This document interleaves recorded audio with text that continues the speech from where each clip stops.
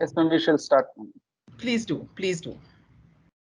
I welcome all of you for the seminar, webinar that we have arranged today on national education policy, the new education policy, or is more colloquially known as. So, I, w- I hope all of you can, the national education policy has been stagnant for a long time, and I think it was definitely a due for a changeover, and it's a welcome that government has taken an initiative and has drafted this new national education policy, and I hope today's speaker will give us the faculty community a lot of insight into that. We look forward to having a very great session. So before we commence with the session, I would like to request our principal, Dr. G. Prabhakaran, to give the welcome address. Thank you, Azad. It's a very good morning to one and all. Indeed, I'm very happy to be part of this event. So, before I get into my assigned task, of course, we all know that the importance of education, which really a very much essential part of any country's growth, lies on the kind of literacy being, achieved in any country among the people. Like, it's a fundamental which really helps to tap the fullest potential of human being for developing equitable and just society and promoting national development. So, in this context, to achieve this, after independence, of course, although 1968, the very first education policy was rolled out with the objective that free education for all, so that inviting the people to get educated.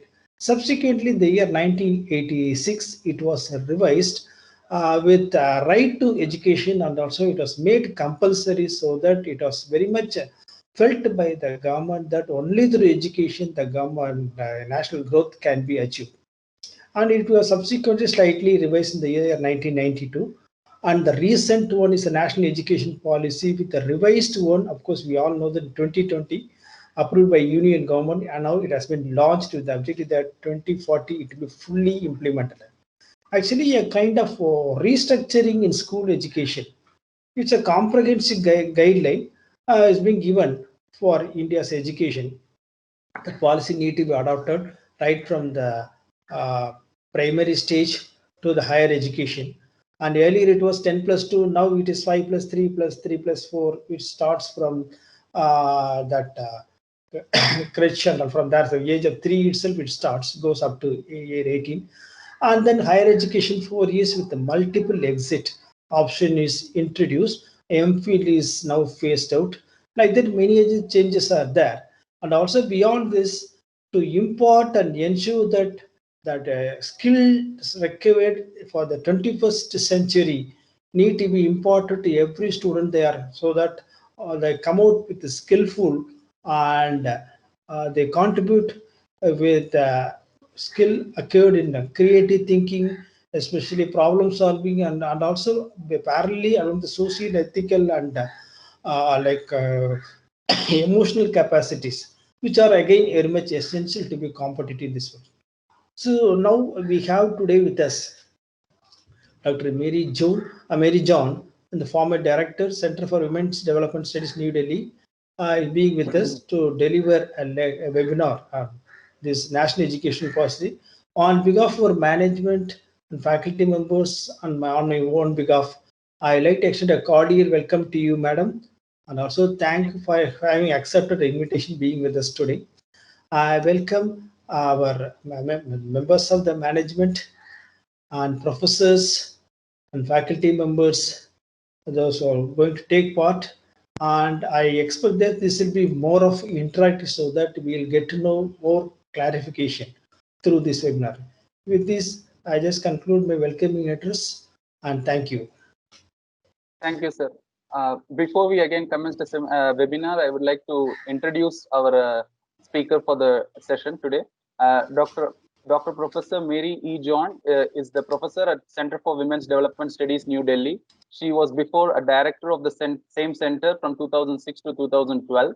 And before that, she was the deputy director of Women's Studies program at Jawaharlal Nehru University, New Delhi from 2001 to 2006. Her recent publications include Discrepant Dislocation, Feminism, Theory, and Post-Colonial Histories, New Edition 2021, A Question of Silence, The Sexual Economies of Modern India, co-edited in the year 1998. Women's Studies in India, a reader, 2008, and a co-edited volume, Women in the World of Labor, Interdisciplinary and Intersectional Perspectives. So other than this books, she has authored many other books as well. And she has a PhD from Women's Studies from University of California at Santa Cruz. She has done her MPhil in philosophy from University of Pune, and she has an MA in economics from Jawaharlal Nehru University, JNU, New Delhi. And she has been working in the field of women's studies and feminist politics for many years. She was I think I have told about that. She has also written a lot of reports and has been a journal guest editor and written a lot of articles in the book chapters. So other than this, she has a very long profile. It will be not possible for me to read everything, and we don't want to waste all our time on. I use the session more properly. So I'll ask the speaker to start the session. Thank you. Can you hear me? Yes, ma'am. Sure. Okay. So first, many thanks. I'm very grateful to KCG College, Chennai, for this opportunity. I was just saying to your principal and Dr. Asad that I am not very, it's the second time I think that I am addressing an engineering college, and that too, the faculty of an engineering college. This is certainly a very new experience for me. And so bear with me if in fact as you can sense from my background has been closer in women and gender studies, but education has been very much a concern of mine, and this is an area in which I've done some work. And I thought that today I will just share with you some thoughts connecting to the higher education aspect, since you're a college and you're training students at the post-school, that is post-secondary level. I thought I would take, because the existing report, the National Education Policy 2020, has different sections, and there's a section we will touch on it, and in fact your principal mentioned some aspects of the schooling aspect. But I thought in the time that we have here today, let me speak a little more about what troubles me, and I will say right away that we are actually quite troubled by most aspects of this new educational policy. So first of all, I think, as your principal already mentioned, the NEP, I will call it simply NEP for short, the NEP 2020, which was released in July of this year, which was very much awaited, is the third such national have since the Indian independence. The first was in 1968 under Indira Gandhi, when education was a state subject, and the second in 1986 under Rajiv Gandhi, by which time it had moved to the concurrent list. And then, as your principal mentioned, there was a follow-up plan of action in 1992. Each of these had its share of pressures of prime ministerial control, but each one was nevertheless subjected to extensive and visible consultation processes at the state and levels. Strong differences were aired. Now, this cannot be said about NEP 2020. Whatever consultations may have taken place remain completely opaque to us, have not included any known educationists. It has been passed by the cabinet without even being brought before the parliament. And already on the 19th, one of the recommendations, which was to change the name of the nodal ministry, has been implemented. It used to be called, and this change of name, by the way, happened under Rajiv Gandhi, calling it the Human Resource Development Ministry. I think it's a good change. It has gone back to being called the Ministry of Education. NEP 2020 has arrived after a gap of well over 3 decades at a moment in India's development when education has witnessed extraordinary expansion, but without achieving without gaining the requisite, I think, attention that we need to give it. At the level of higher education, which is what I will speak about mainly today, India, just to give you an idea of what is the size of our system of higher education. Today we have, and I'm going by government numbers, we have approximately 900 universities, 40,000 colleges, and 10,000 standalone institutions. This is from the All India Survey of Higher Education. There's statistics available for 2018-19. 78% of India's colleges are run privately, and this proportion has been increasing. In terms of students, there has been a doubling of enrollment over the last 20 years. So there has been incredible, I don't think this is apparently unprecedented in the world, that we have had so much of expansion, that to recent expansion. The last 20 years, a doubling in terms of enrollments. Now the gross enrollment ratio is around 27, 28%. In the 18 to 23 year age group. That's how enrollments are measured. What proportion of this young age group, these are young adults, are in a higher education institution? Today, it is 27%. Barely 20 years ago, it was only 11 or 12%. So we have the largest higher education system in the world, going by sheer number of institutions, and we are the second largest after China when it comes to numbers. So we also have, I would say, thanks to the implementation of reservations since about 2008, the student body today is quite heterogeneous, and on average even, but this is an average, of course, half the students across across the country, across different institutions, half the students are women. This would not be true, of course, in a college like yours. It would be interesting to know what the breakup might be. But there has been, even in some of the other like IITs and so on, there has been a rise in the proportion of women students. And in many colleges and standard universities, in fact, there are at least 50% women. In Delhi University, for instance, there are more than 50% women if you go by all the students across the colleges and in the university. Now, just to give you a little bit of context before we go into the actual NEP, I thought let us back up a bit, because in the last, since I would say since about last 20 years, there have been a lot of commissions and committees set up by the government in the past to look into questions of education and to also to look into higher education.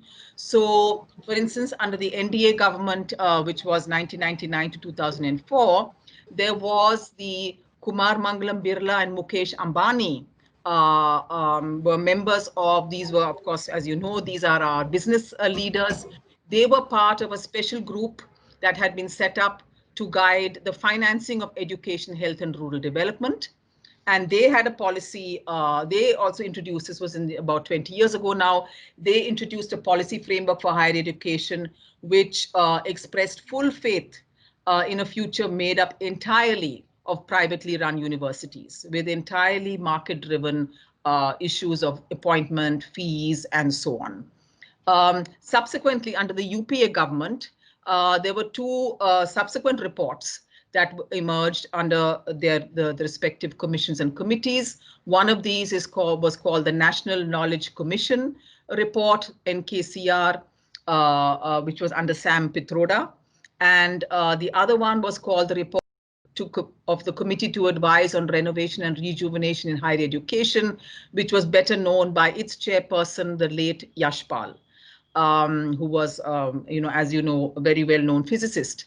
So these were prior reports. I won't go into the details of them, but they also were part of, I would say, a new trend, a new set of concerns that I think showed a shift from the earlier, that is to say, from those earlier national policies of 1968 and 86. One can see definitely a set of new trends. What were some of these new trends?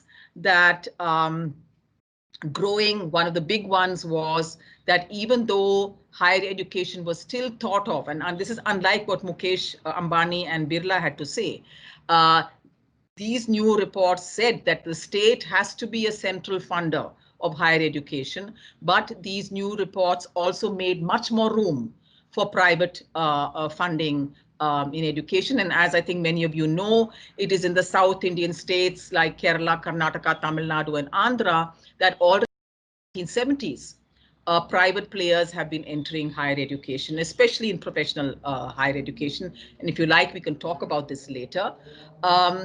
So there was a kind of trend to say, yes, we have to recognize this, and what kind of regulation of these private players are needed today if in fact state funding is not going to be the main source of funding.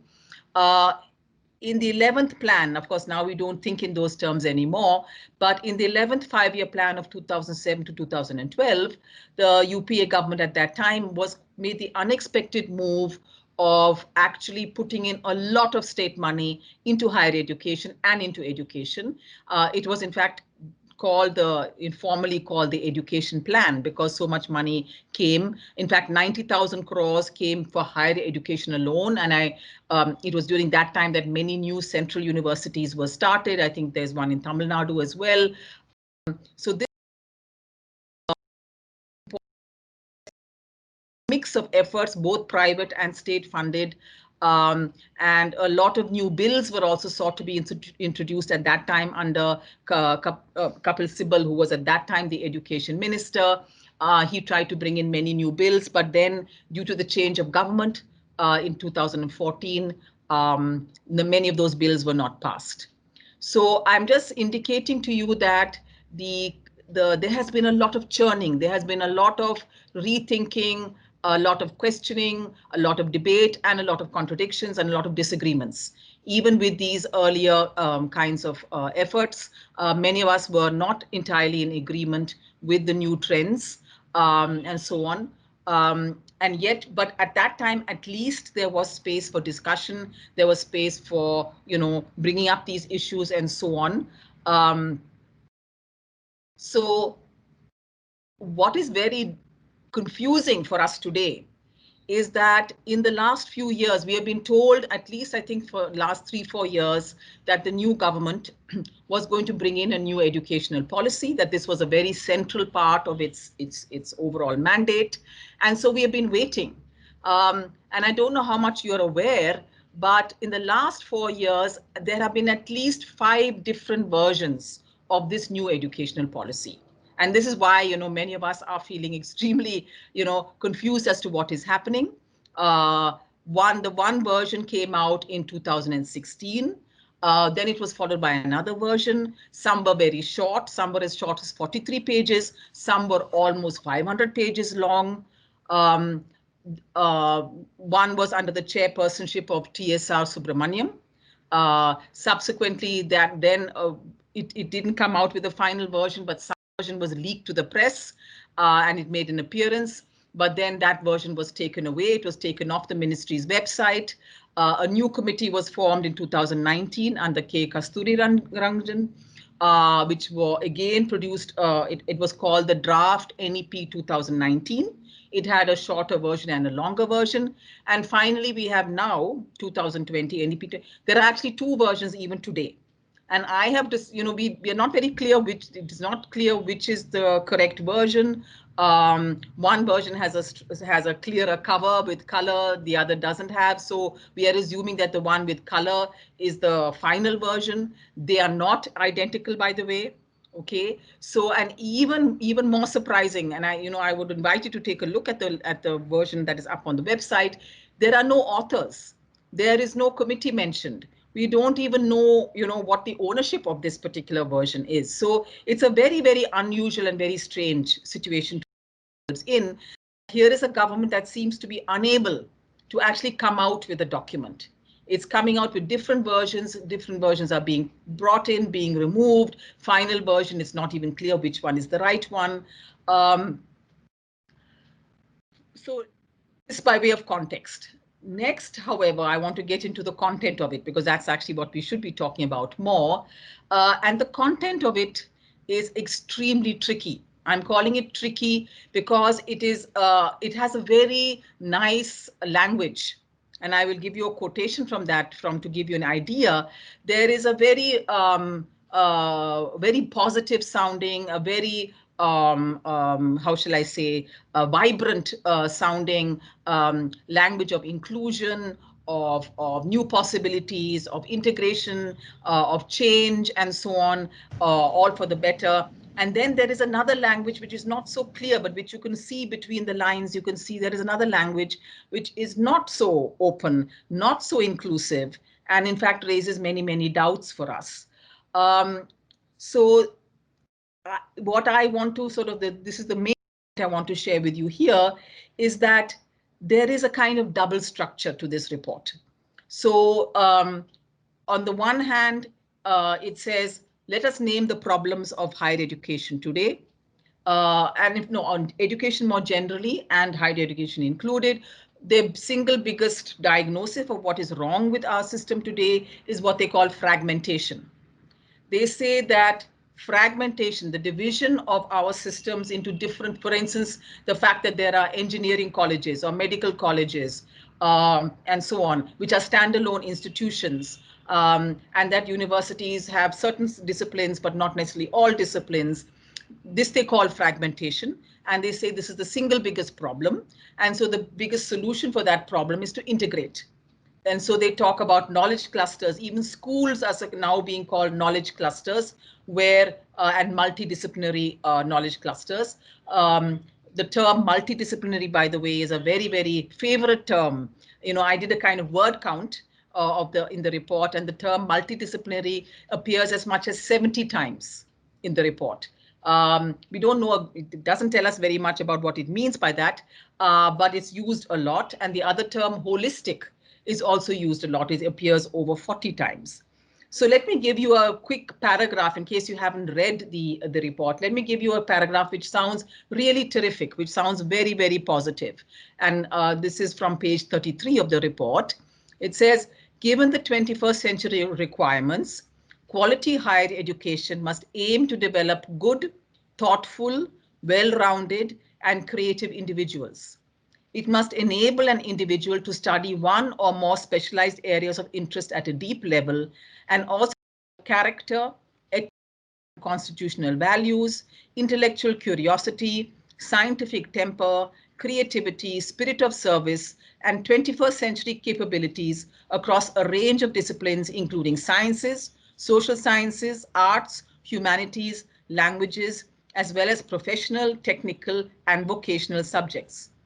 A quality higher education must enable personal accomplishment and enlightenment, constructive public engagement, and productive contribution to the society. It must prepare students for more meaningful and satisfying lives and work roles and enable economic independence. Now, this is a fantastic paragraph. What is, you know, it's like promising you heaven on earth, right? It's terrific. It's saying everything is possible. We can produce students with all this, you know, specialization, as well as fully integrated personality development and so on. So, so this is one paragraph.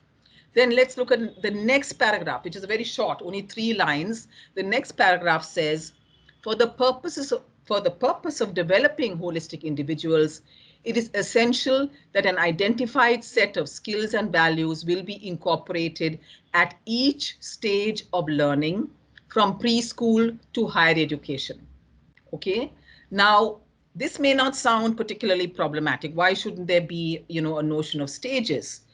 But think about this a little more carefully. And beginning with schooling, the report evinced a very strong focus on the notion of stages. So for instance, between preschool and class 5, children would receive foundational knowledges of literacy and numeracy, and these would be publicly assessed. At class 5, education would be reduced, and where appropriate, other local subjects. Now, all this can sound very, nice, even encouraging, but there is all the difference. Please pay attention to this thought I'm trying to share with you. There is all the difference in the world between a genuinely inclusive curriculum and one that effectively introduces different streams at different stages.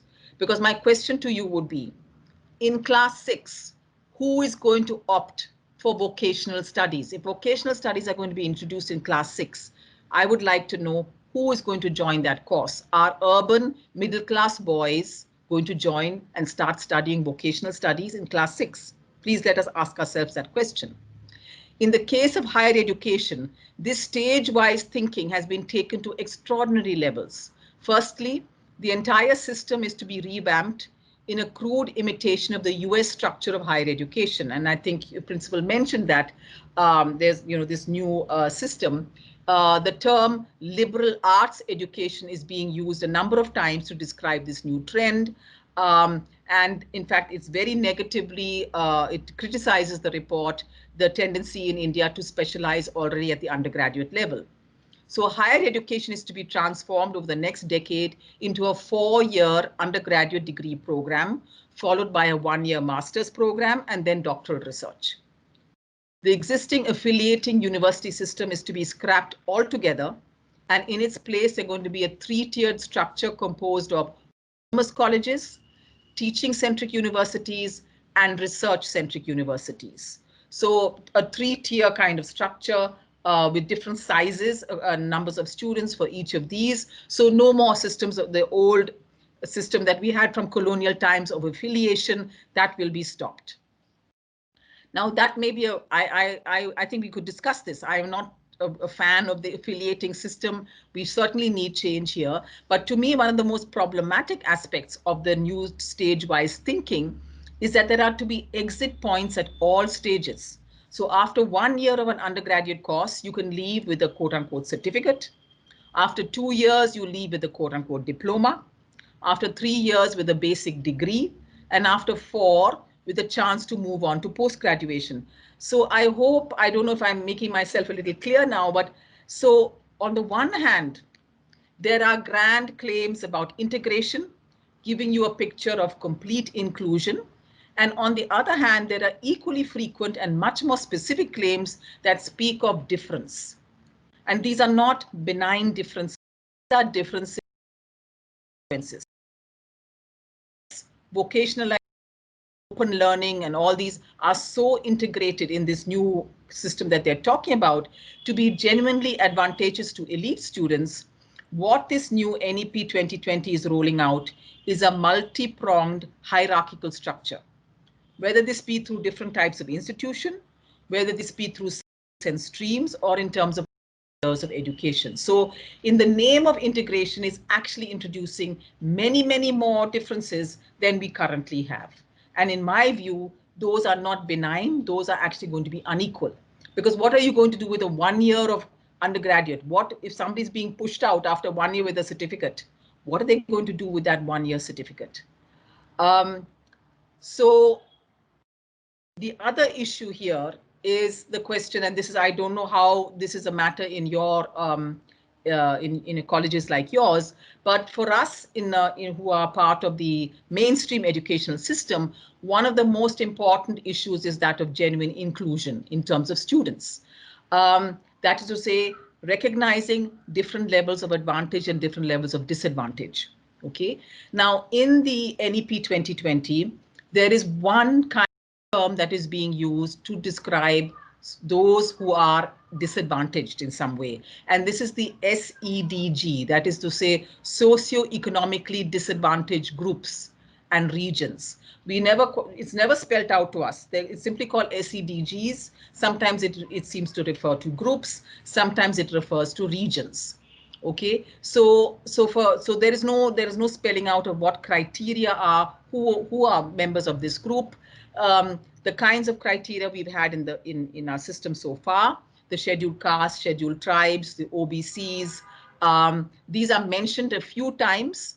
The Constitution is mentioned, of course, but there is never ever, and this is a concern for those of us who are in public universities, there is never any mention of reservations.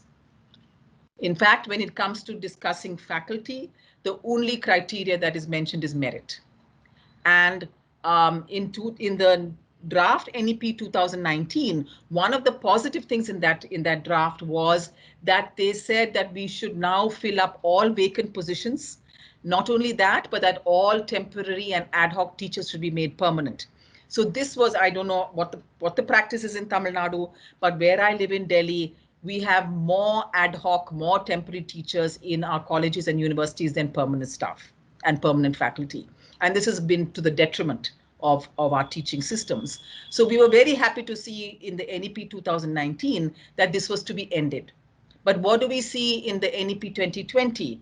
There it says there is no talk of making people permanent. On the contrary, there is talk of introducing a tenure system. Now, the tenure system is a system in the US where people are kept on a kind of contract or on a kind of, I should say, probation period. It can last for several years and you will be made permanent only based on certain criteria.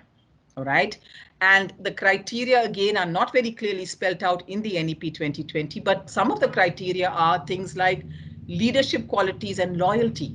Now, it's one thing to have criteria like publications or teaching experience and so on, but I don't know, we can discuss this. As I said, what does loyalty mean? Are you going to be made permanent based on loyalty? And if you're critical of your institution, does that mean you will, not be made permanent? So financing, this of course is a big subject, and there may not be a lot of time to go through it, but financing education has been a big topic, a big concern. Now, again, there is this double speak that goes on here, because we have been asking currently the proportion of GDP that is spent on education is around little under 4%, and the standard universally is at least 6%, if not more. Okay, so on the one hand, this NEP says, yes, we will raise to 6%, which sounds extremely positive, but, and they add to that this is going to cover, as I think your principal mentioned, starting at the age of 3, that is early childhood education, the Anganwadi system, from early childhood education and so on, nutrition programs and all of that, all the way to higher education, 6%. However, now this is a source, and I don't know how many, I have noticed this, I have not seen this being discussed anywhere. I don't know if you're aware of this, but actually in our current system of the ministerial setup, the Anganwadi preschool system and the nutrition programs come under the Ministry of Women and Child Development. They have not come under the MHRD. And these are very large outlays. So I'm sorry to say that I'm very suspicious of this claim, because if they're going to simply move sideways, that is to say, move these big schemes of the government, the ICDS scheme and the nutrition programs out of MWCD into the new Ministry of Education, then we may not be seeing any additional money coming into into education at all. We may in fact see a reduction, because if they simply budget, if the budget simply moves sideways, we may see in fact that 6% will be very easy to breach, and no extra money will be from the state. In fact, what we will see is merely some fellowships, and a few model universities will be coming from the state, and the rest will be financed privately. And finally, before I stop, I will say, in the private, it's very important for us to make distinctions within the realm of private funding. One of the broad distinctions that is made is between philanthropy, that's to say charitable or other kinds of funding where there is no profit motive, and otherwise commercial, that is outright profit oriented funding for higher education and schooling. We have both in our country, both are growing. Commercial, in fact, is growing much more. The worry that we have here is that this particular NEP 2020 is positive about everything. All it says about commercial education is that it should be suitably regulated. It has no, and we know, I think we can discuss this, but we very well know what in fact has happened in terms of standards with outright a commercialization of education, outright, use of capitation fees, and so on. This particular report has nothing to say about it. So let me end here. There are many more points one could raise. People have had concerns about the Hindutva ideology that is also fueling this report. If you wish to hear more about it, I can talk about it. I know the question of Hindi was a big concern that was mentioned in the 2019 report, and institutions in Tamil Nadu and the ministry in Tamil Nadu raised objections to Hindi. Hindi does not appear now in this new report, but Sanskrit appears. Sanskrit is mentioned about 40 times. Hindi appears once. So, we have to look what is going on here. What are the games that are being played here? How do we make sense of what is being said, and what should our response be? We have to be critical of this report. We have to have more discussion, and I very much look forward to your thoughts on this matter. Thanks very much. Thank you, ma'am. It was an excellent, like all around full. You have covered almost all the aspects of the NEP, so which is very nice. So what we'll now do is, like has been discussed before, we'll be opening the floor for questions. So if you want to ask question in the like voice mode, you can raise your hands and I will call out your name. You can ask your questions. Please. Otherwise, Yes. you can, if you want to ask it in a chat window, you can post it in the chat window. I will ask those questions also. So, ma'am, you have covered almost all the aspects of the NEP. I just had one question, which I believe it's not maybe not so important, but just I wanted to ask you. Yes. There is, I think, a national testing agency that is going to be formed, which is going Yes. to cater. Yes. So yes, that's right. I just want your opinion on that. Yes. Because Yes. I Yes. think JEE and NEET is already under national testing agency. They want to cover all. So Yes. your opinion Yes. on that? Yes. Yes. Well, I think this has been written about. I think the biggest problem with the way in which not just the testing, yes, you're right about the testing. There is also discussion of a board of governors. Every institution is going to have a board of governors, and there is no discussion whatsoever as to whether there will be representation from the institution in this board of governors. So this is very, very worrisome, because this means that you may have a set of people who are regulating and governing you as an institution where nobody from your institution is a member. And as you know, I mean, hitherto all our ACs and all our academic councils and executive councils have representation. They have representation from the faculty, from the staff, occasionally sometimes from students. And so there is a stake that everyone plays. But in this new system, everything is top down. So the testing agency is a top down, the governance system is top down, and so there is we seem to be entering an era which in the West has been called the audit culture, which is to say at every step along the way there's going to be outside systems of assessment. Even the class 5, by the way, the assessment of the class 5 student in terms of numeracy and literacy will be done from the outside. Now, we may say, our teachers are not doing their job, but this is not the way to tackle that question. You cannot have a complete outside system at every step along the way. What does that tell you about your own? I mean, I am not, since I'm not in the technical field, I cannot speak to the NEET system and the JEE system.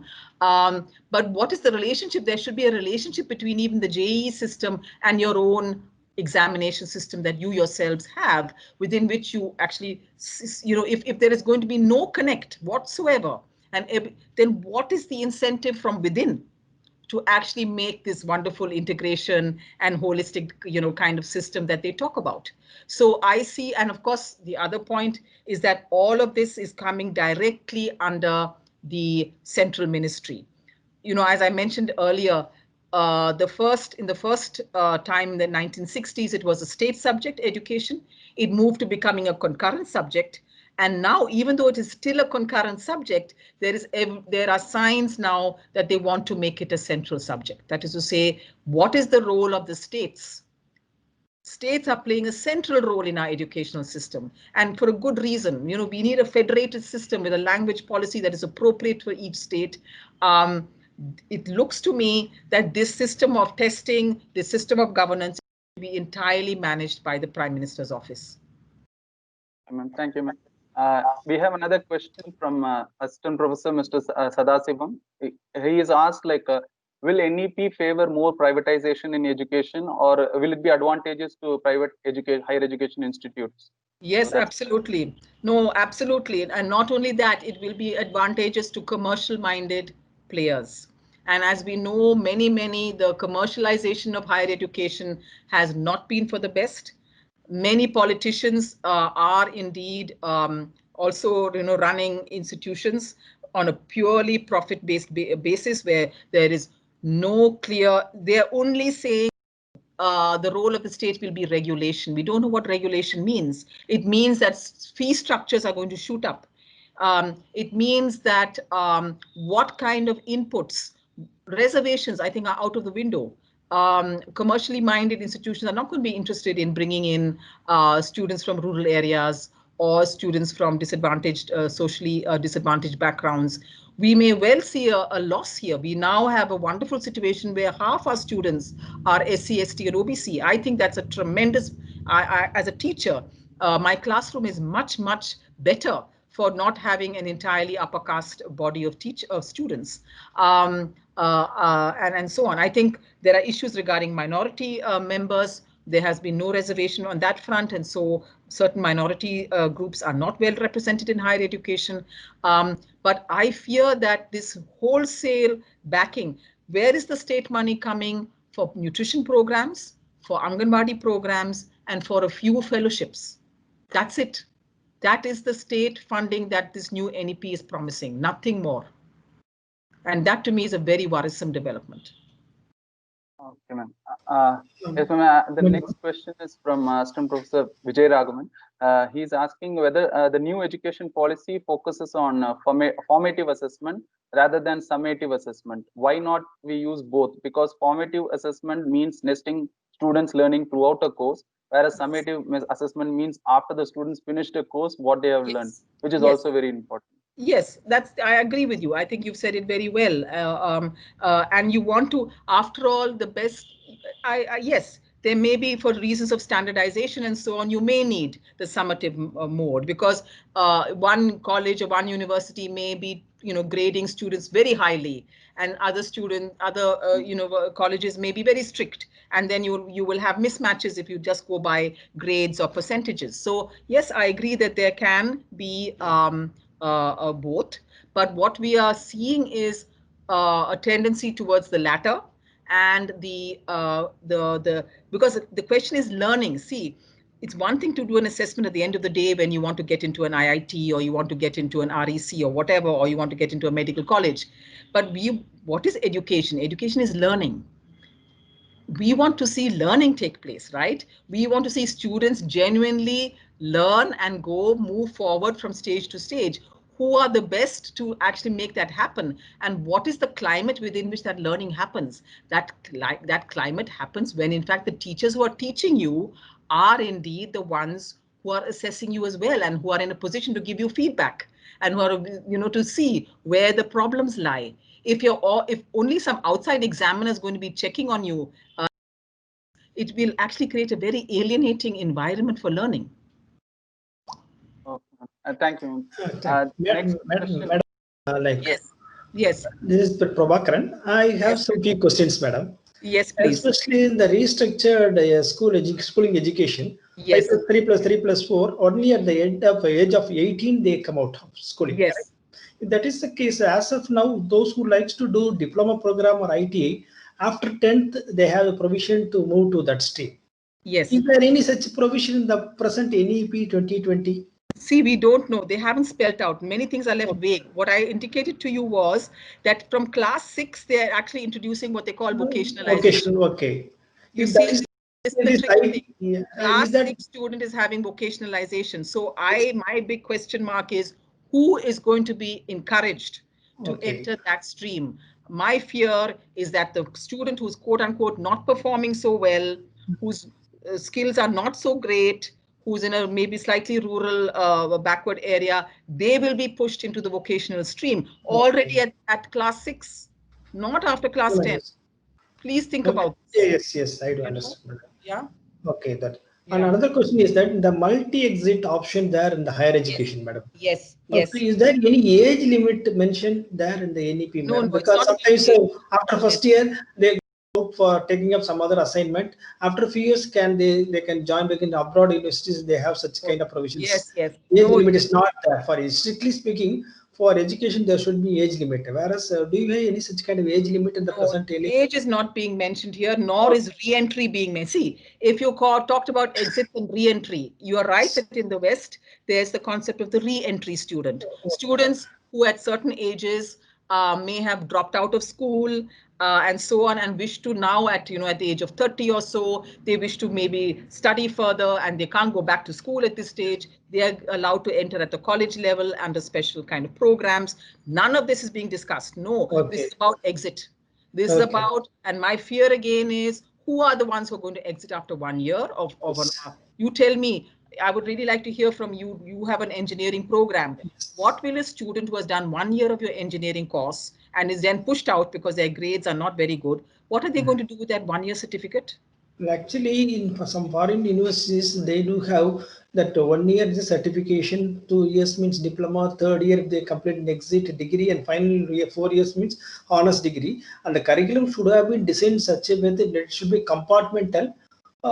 Maybe that is working out, but in our NEP, I do not know Indian context. How how will and this it's work not out? common. I'm not so sure that I agree with you. I'm very aware of the US system. The US system has a system of community colleges where you do at least 2 years after your high school, when you're 18 and plus. Okay. After 18, you can enter a community college system of 2 years, where which is not considered a good system at all. It is considered inferior. It is clearly an inferior system. It is a separate system. Community colleges are separate from universities.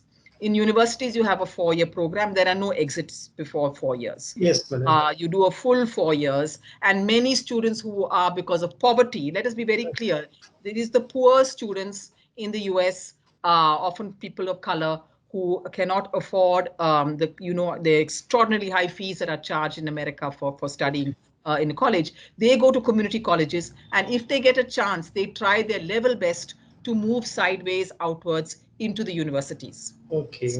Yes. So there's no multiple exit. This multiple exit is something that we have invented, and please ask yourself. You are as I would think that it may be in a technical. There may be some point to it, but I would ask you to in my field, that it makes no sense. It makes no sense to say 1 year of something and then 2 years. No, it makes no sense. There has to be a holistic process. I don't know what are the skills that you would impart somebody in 1 year of an engineering degree, is what I would ask you to think about. And you should then get back to the NEP people with your response to that. Okay, madam. Okay. Yes. And one more question is that the autonomy. Actually, it says that in a slow, phased manner, affiliation system should be phased out, and almost every institution should be autonomy. Yes. If that is the case, every institute will be having their own curriculum. It will be definitely different from others. That is the case when the students move for the further studies. How that equivalence, kind of the requirements meeting that, how that problem will be addressed in your opinion? Yeah, I don't know. Now, see, I'm not so sure that there are many more autonomous colleges in Chennai, for instance, than there are in Delhi. We hardly have any. Would you say that each of them has radically different syllabi? Maybe actually around 30% they may have change in the beyond core they will have, but some regulatory body should be there to ensure that the minimal is actually met out beyond that. No, I don't think. See, frankly, I don't think that's a big problem. Okay. Mostly, there is not that much of diversity. There is no, there are not so many ways of teaching gender, or teaching sociology, or teaching engineering. I mean, there will be some room, but there's not all that much room. I'm saying there are not wildly different. Even in the US, if you go where there's hundreds of different universities, there is a lot of commonality, because we all participate in the same world, right? We are all so I don't think that will be the problem. The problem will not be that. The problem will be that they will use regulation as a stick to beat you with. They will use it as a control mechanism. Whereas I think if institutions are positively inclined, they will be taking the best from what is around them. And there will not be huge differences in the syllabus that I can see. Even today, I don't see big differences in the syllabus in Bangalore University compared to Pune University compared to Delhi University. There are not major differences as of today. Yeah. Okay. Thank you, madam. Thank you. Yeah. Thank you, ma'am, for answering all the queries from principal, sir. Sir, ma'am, in the same context of the multiple exit points, Assistant Professor John Alexander wanted to ask, will it affect the girl students, because they will be forced to quit their studies due to economical issues or social issues? There will be many. I am very worried, because in fact, as someone who works in the field of gender, one of the most positive developments in the last 20 years has been, as what I said, was higher education has seen close to equality in terms of numbers now, which is a very remarkable development. Of course, there will be many more in a B.Ed course, for instance, than in an engineering course. There will be many more in maybe sociology or literature compared to, say, physics or mathematics. Yes, you will see a gendering here, but instead Kerala and so on, I see many girls who are even in engineering. Maybe they're opting for computer engineering and not civil engineering and whatever. But enormous numbers are entering higher education. We have never seen such numbers before. You go to, and I think in Chennai it's not very different. You go near a college, it's the one place you will see lots of women. And not only women, you will see Dalit girls, you will see Muslim girls, you will see OBC girls, not just your upper caste, English speaking girls. To my mind, that is a big plus. Now, if you're going to increase the fees, and B, you're going to have exit points, I can predict that many parents who hitherto were very open to having their girls going will think 10 times. They will think 10 times about how much money are they going to spend and how much money are they going to keep for her dowry. And we will see perhaps very, very negative developments where they will say, rather keep the money for your dowry, for your future security in marriage. Why should we spend all this money on your education? This is what I fear. I really fear this. True. Okay, then is another discussion from Associate Professor Dr. Claudin. He's asking, like, there is no uniform education system in India. So every state has its own education system. So how will NEP address this inequality? And in the same context, I was also asking that National Testing Agency, how will they address this? And a public exam for third standard onwards, does it? I mean, it's a pressure on both the school as well as child as well as school. Dropout rate will be more. So yes, I agree. I agree. Absolutely. On the school question, absolutely. When you have external examinations like this, the pressure on you to the troublesome child, the child who needs more attention, the child who has language difficulties and so on, that child will be pushed out so that to make sure you have 100% result. That is what is going to definitely happen. I think we're going to see an increase in dropouts. Absolutely. On the issue of, see, I'm not so sure that I feel we should not overstate the problem of the fact that we have state level, that education is a concurrent subject. Why is that a big problem? Most students are coming from your state.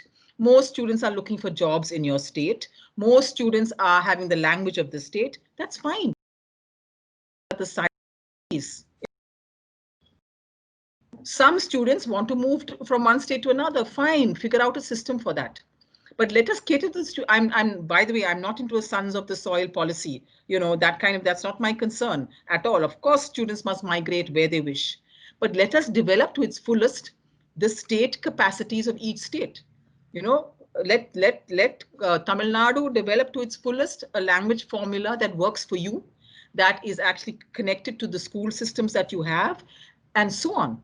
Let Karnataka and so on do what it can do. Let Bihar do what it can do. Why now? What do we have a system? We have a system where Bihar has a terrible schooling and college system. So all better off students are coming to Karnataka, Chennai, or wherever to do engineering and so on degrees. Is that a good result? That's not a good development. It's a very bad development.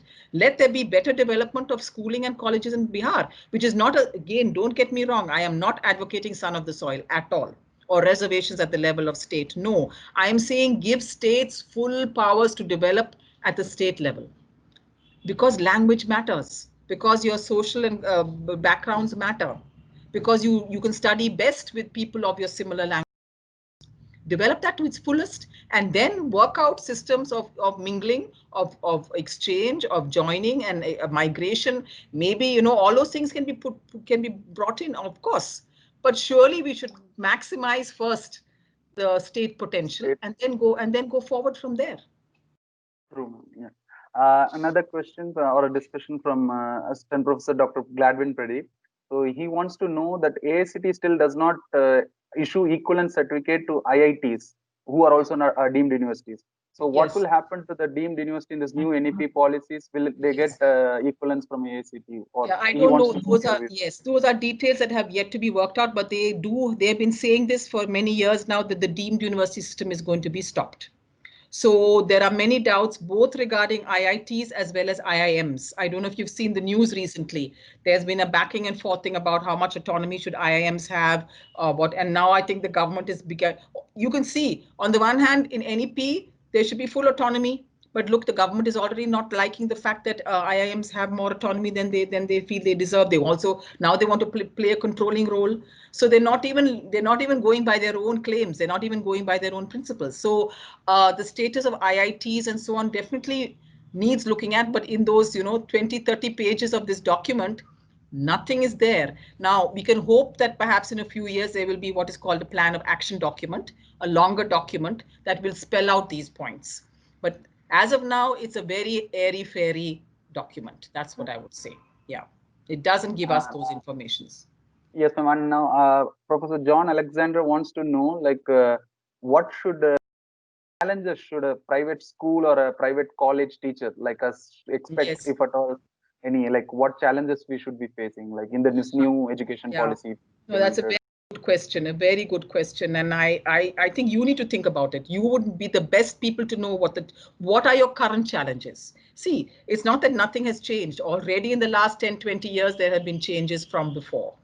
You would be in the best place to, in fact, share with us what have been your experiences in the last 20 years in the field of private education. What do you think has gone well? What do you think has gone badly?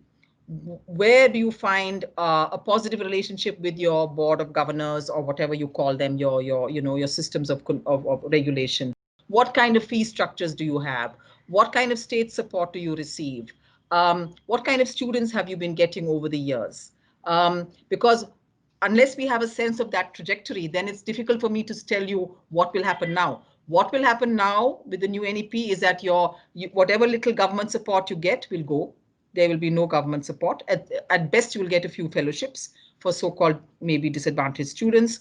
There will be stronger regulation, perhaps, but you will be permitted to raise fees to whatever level the system requires. There will be very little cap on that, which means what kind of students will be able to come is a big question. So you will have very high fees and a few fellowships for the very maybe disadvantaged. You will be put on tenure. That is to say, you will not get permanent, whatever the system under, I don't know what your contract systems now in terms of employment are, but the new system will be called a tenure system. You will be on probation. You will be on probation for many years. You will never know whether you're going to be made permanent or not. And the criteria for making you permanent may not entirely depend on how good a teacher you are or what new work you have done in the field of your specialization. It may depend on what they call loyalty. It may depend on what they call leadership, whatever that's supposed to mean. You see, these are very tricky terms. What does loyalty mean? Supposing you have a question or a doubt or a criticism, then you're disloyal. Does that mean you're disloyal?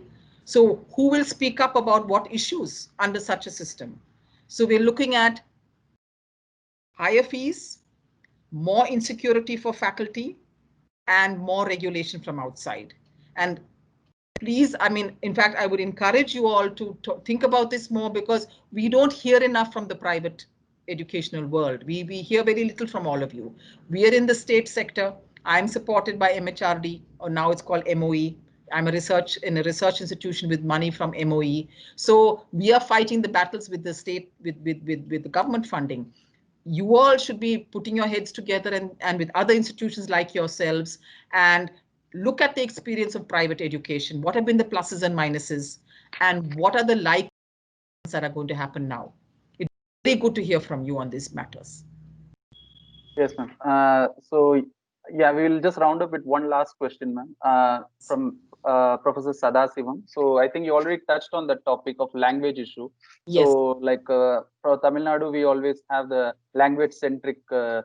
Yes. So Yes. the Yes. three-language policy, which is going to be implemented in NEP, Yes. how you Yes. see the opposition of that in Tamil Nadu, and what's your views or comments on that? Well, Tamil Nadu has been very good in opposing Hindi. I'm not very sure what your three-language formula is. They're saying there will be a three. Now they're very careful, okay? Because NEP 2019 made Hindi compulsory, and Tamil Nadu protested loudly. So they had to remove that. And as I said, in this particular version, only once is Hindi mentioned. It's very funny. Even Pali and some other languages, Urdu, even those languages are mentioned 3-4 times. I mean, I felt like laughing, like who's going to study Pali or Urdu? I mean, Urdu, of course, but I'm saying, Persian, sorry, not Urdu. Persian and Pali are mentioned several times. as part of our, history. But, I think it's all just so we need to, I think let me put it this way. We have actually, I would be interested to know more about Tamil Nadu, but generally I would say certainly in Delhi or in Bangalore where I grew up, the 3-language formula was not being implemented properly. Basically what we had was students with very little funding were going into government schools in Kannada or in Hindi or whatever the language was. And students with slightly more middle class or better backgrounds were going to English medium schools. This was the system. And then at the level of the college or the university, you suddenly have a situation where students from very different school backgrounds are coming to you. And it's supposed to be English medium, all officially. I don't know about Tamil Nadu, but in Bangalore, in Delhi, in Pune, places where I have studied, the official language is English. So what do people do? They have to work out some kind of a system whereby, they try and help those students who don't have sufficient English background.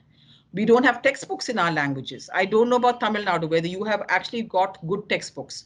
We lack good textbooks in Hindi. We lack good textbooks in so many languages. So students are struggling.